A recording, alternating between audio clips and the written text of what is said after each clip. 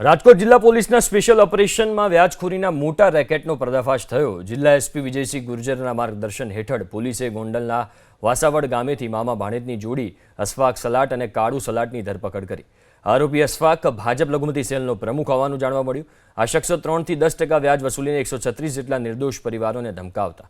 પોલીસે આરોપીઓ પાસેથી સિક્યોરિટી પેટે પડાવેલા 375 જેટલા ચેક કબજે કરી 100 થી વધુ પરિવારોને પરત અપાવ્યા। આશરે 2 કરોડ રૂપિયાના વ્યાજખોરીના વ્યવહારોમાં પોલીસે કડક કાર્યવાહી કરીને પીડિતોને ન્યાય અપાવ્યો છે। ફરિયાદી જીતેશભાઈ સતાણી ફરિયાદ લઈને આવ્યા કે 1 લાખ રૂપિયા વ્યાજ પર લીધા હતા, આમાંથી 17,000 રૂપિયાની ચૂકવણી કરી નાખી, ચૂકવી દીધા। તેમ છતાં આરોપી જાનથી મારવાની ધમકી આપે છે અને બળજબરીથી એની પાસેથી ચેક પણ લઈ લીધા, જે ચેકમાં મનમરજીનો અમાઉન્ટ ભરીને અને આ ચેકને બાઉન્સ કરાવી નાખીશ એવી ધમકી પણ ફરિયાદીને અમુક સમયમાં આપતો હતો।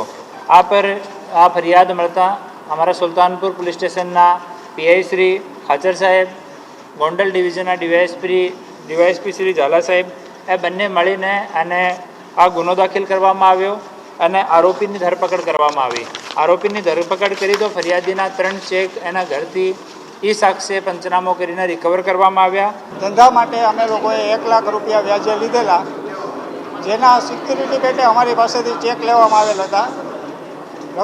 મૂળ રકમ વ્યાજ સહિત ચૂકવાઈ ગયેલી હતી, પરંતુ અમને ચેક પરત મળેલા નહોતા, જેનો સમયગાળો 2 વર્ષ થઈ ગયો, પરંતુ ચેક મળેલા નહોતા। પરંતુ આજે રાજકોટ ગુર્જર સાહેબના સહયોગથી અમને અમારા ચેક જે કોરા ચેક આપેલા હતા એ પરત મળી ગયેલ છે, જેથી અમે રાજકોટ પોલીસ અને ગુર્જર સાહેબનો ખૂબ ખૂબ આભાર માનીએ છીએ।